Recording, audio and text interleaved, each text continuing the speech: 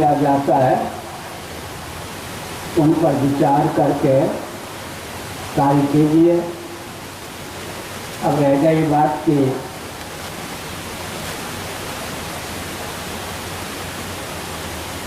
अफगानिस्तान में जो तालिबान ने कार्य किया, चीन को पाकिस्तान को मिलाकर भारत में वह उस अभियान को क्रियान्वित करने के लिए जुटा है। भारत में उसके दलालों की कमी नहीं है। निकट भविष्य में भारत के लिए बहुत विपत्ति आपत्ति की संभावना है। तो हमने छोटा सा प्रकल्प दिया, वर्षों पहले दिया, छत्तीसगढ़ में भी इसका अनुपालन मेरे ख्याल में नहीं हुआ। धन के बारे में मैंने कहा था, एक हिंदू परिवार से 1 घंटा 1 रुपया औसत रोज निकले। 9 हिंदू परिवार यदि इतना निर्धन है कि एक दिन में 1 रुपया भी समाज के लिए नहीं निकाल सकता, एक हिंदू खड़ा हो जाए 9 परिवार के बदले 9, अपने परिवार के बदले 1, औसतन यदि हर हिंदू परिवार से 1 रुपया 1 घंटा निकले और अपने क्षेत्र को पूर्ण रूप से सुसंस्कृत, सुशिक्षित, सुरक्षित करने में उसका उपयोग हो तो काम बन सकता है। होता क्या है, हाय धन, हाय मान, हाय प्राण, हाय परिजन। जो जन्म लेता है हिंदुओं के यहाँ, उसके माता पिता उसकी हत्या कर देते हैं। हत्या का अर्थ है तुम्हारा जीवन अपने लिए, समाज के लिए उपयोगी हो, ये शिक्षा ही नहीं देती। स्वयं ही नहीं शिक्षा तो कैसे नहीं। हम लोगों को बचपन में सिखाया गया ब्राह्मण हो, तुम्हारा जीवन तुम्हारे लिए, पूरे विश्व के लिए, पूरे ब्रह्मांड के लिए उपयोगी होना चाहिए, ऐसा बनो। तो बचपन में अगर शिक्षा नहीं दी जाएगी तो बुढ़ा तोता जो है राम राम नहीं जपता प्राय। तो हमने संकेत किया कि कोई ऐसी समस्या नहीं। और भविष्य में जिन लोगों ने धर्मांतरण किया, हिंदुओं को धर्मच्युत किया, वो भी हिंदू होने के लिए ही बाध्य हैं, उत्सुक भी हो सकते हैं, विवश भी हैं। उनके पास भी बचने का कोई चारा नहीं। फिर से सुनिए, जिन तंत्रों ने हिंदुओं को अल्पसंख्यक बनाकर भारत का शासन अपने हाथ में लेने की भावना से हिंदुओं को धर्मच्युत किया है, वे धर्मच्युत हिंदुओं के सहित स्वयं भी भविष्य में हिंदू होने के लिए ही उत्सुक भी होंगे, बाध्य भी होंगे। आराधना में और कोई तो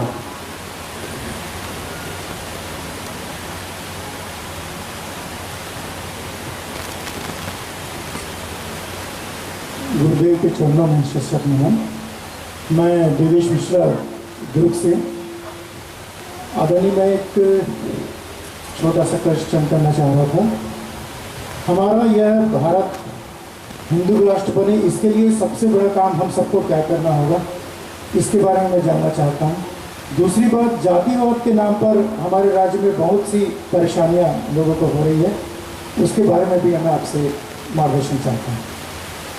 आप कौन हैं? देवेश मिश्रा, मैं दुर्ग से आ रहा हूँ। राष्ट्रत्व सुधार के लिए पिछले समय से लगा है।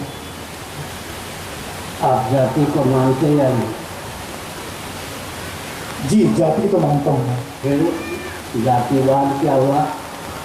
वादा प्रवदता में जी गीता में है नहीं?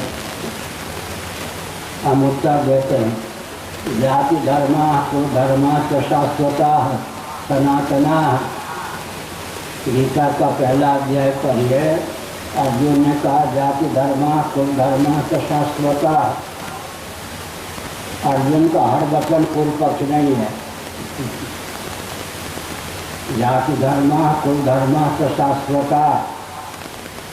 जाति धर्म कुल धर्म को सनातन बताया किसने? अर्जुन। संभावित युद्ध के चक्कर से कदा कहीं ऐसा तो नहीं कि सनातन जाति धर्म कुल धर्म का उच्छेद हो जाएगा। अर्जुन की भावना है संभावित युद्ध के चपेट में आकर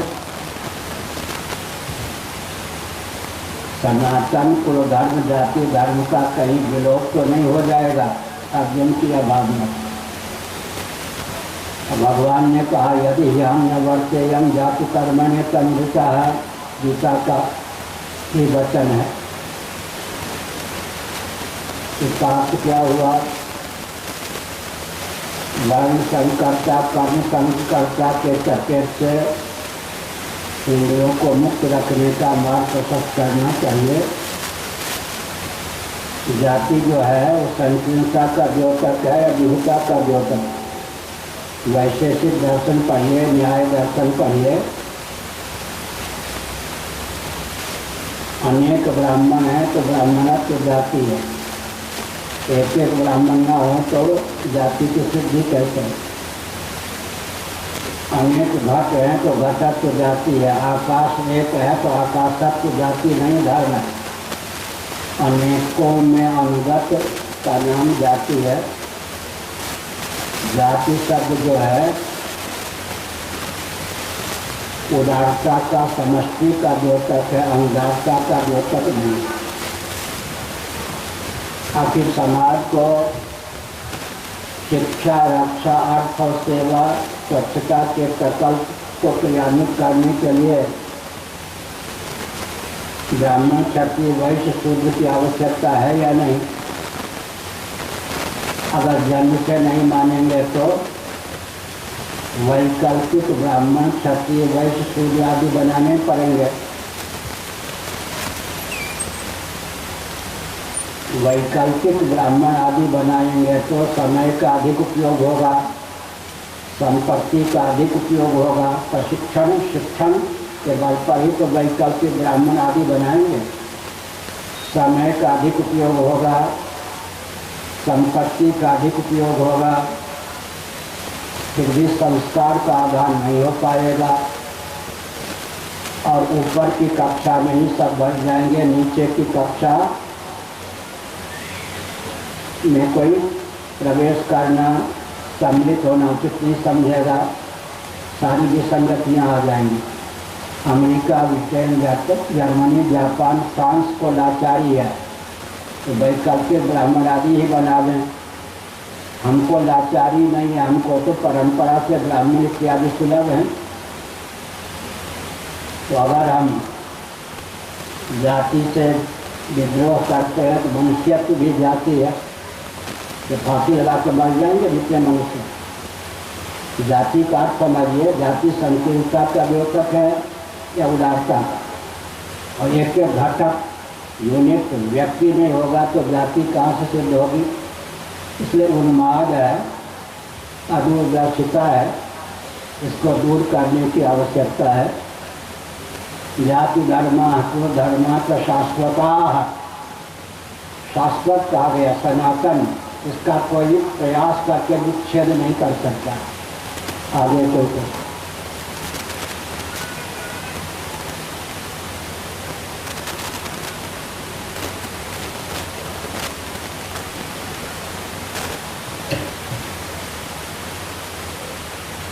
महाराज जी के चरणों में कोटि कोटि दंडवत प्रणाम। महाराज जी, मैं प्रभात शर्मा, जसपुर जिला छत्तीसगढ़ से। महाराज जी, मेरा ये प्रश्न है कि जसपुर जिला में नवरात्रि के उपलक्ष्य पर वहाँ पर पशु बलि दी जाती है, जो कि पूर्व ये राजस्थान के एक संत हुए हैं श्री रामचंद्र वीर जी महाराज। उनके कुछ शिष्यों का कहना था कि बहुत पहले स्वामी श्री धर्म सम्राट कृपाति जी महाराज जी का आगमन हुआ और फिर कुछ शास्त्रार्थ अथवा क्या हुआ मुझे विशेष नहीं पता, लेकिन उसके उपरांत से पशु बलि वहाँ पर प्रारंभ हो गई। तो महाराज जी, जिसके पक्ष में तो मैं बिल्कुल नहीं हूँ, लेकिन वहाँ पर ये इसकी समापन कैसे हो और इसको कैसे बंद किया जाए, उसका समाधान करिए महाराज जी। बैठिए। दक्षिण और वाम दो मार्ग से पूजा की पद्धति होती है। जो तांत्रिक होते हैं, प्रायः कापालिक होते हैं, वे वाम मार्ग से पूजा की पद्धति क्रियान्वित करते हैं। भैरव जी को बलि इत्यादि की प्रथा भगवान शंकराचार्य के सामने थी। कापालिक लोग ऐसा करते हैं। उसके पीछे भी कोई दर्शन है। दर्शन क्या है? जिह्वा की लोलुपता के वशीभूत होकर नहीं, शास्त्रीय विधा, तांत्रिक विधा का अवलंबन लेकर यदि बलि देने योग्य पशु की बलि दी जाती है तो वे पशु देवी के लिए प्रयुक्त होने के कारण देह त्याग के बाद दिव्य देहेंद्रीय प्राणांतकरण से युक्त जीवन प्राप्त करते हैं। एक सिद्धांत यह है। कूष्मांड बलि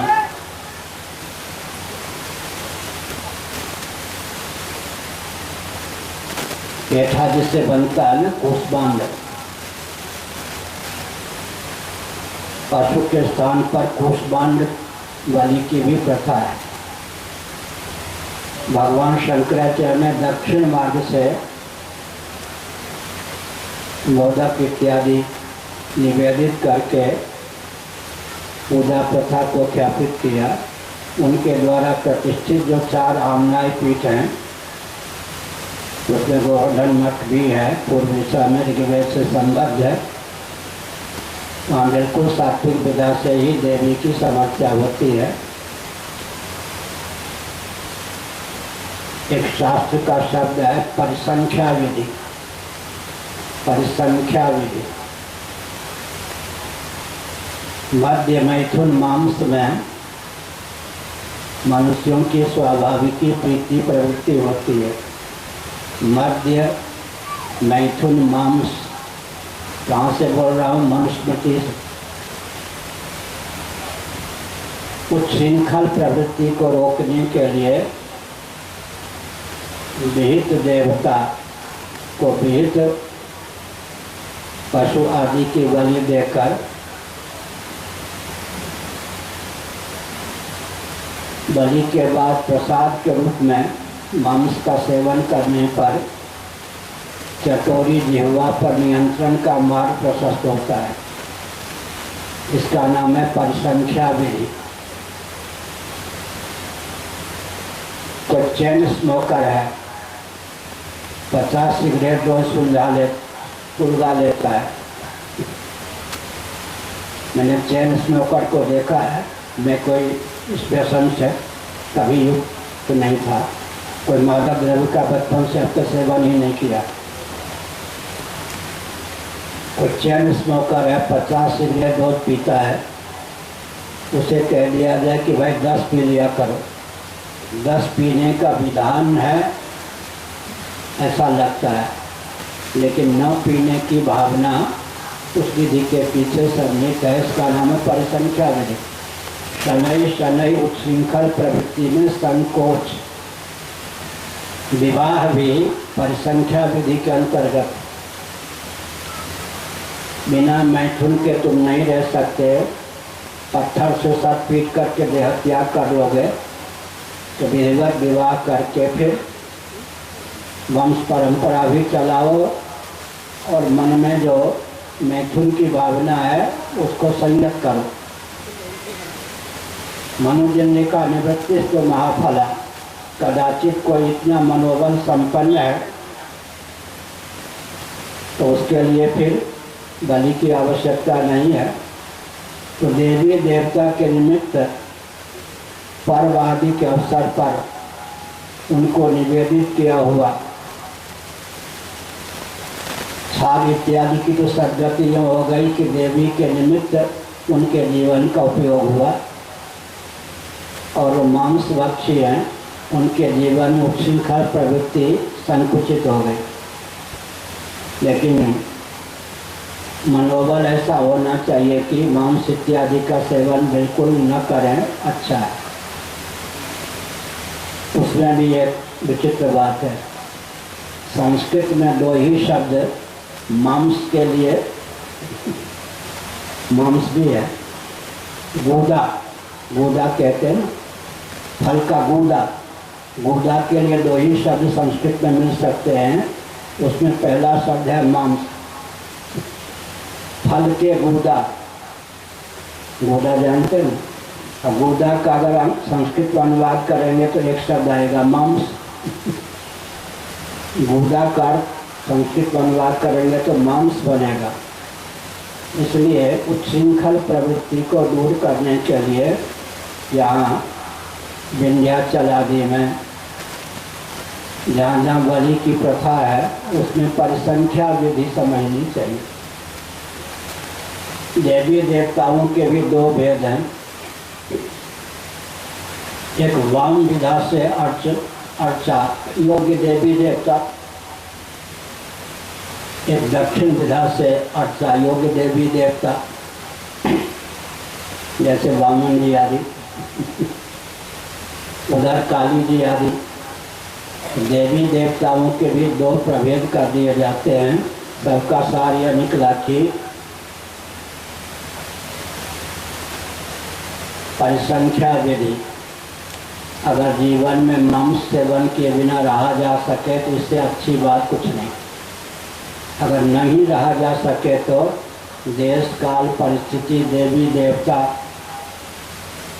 के द्वार से उनको निमित्त बनाकर बलि प्रथा को एक प्रकार से वैध सिद्ध किया कर सकते हैं। उत्तर हमने विस्तार पूर्वक दिया।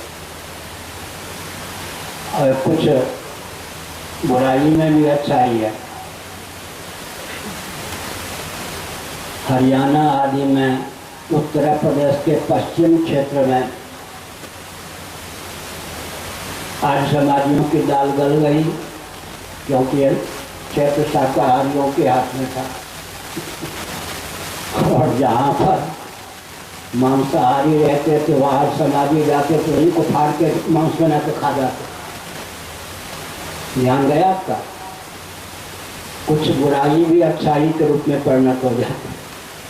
आज समाजी तो शाकाहारी होते हैं, अगर वो आसाम आदि बंगाल आदि में पहुँचते तो उन्हीं को मार के खा जाते लोग। इसका मतलब कुछ अंश में जहाँ वैध विधा से मांस सेवन था वहाँ बहुत से पंथाइयों के दाल में गली, वे भी हमारे रक्षक हो गए।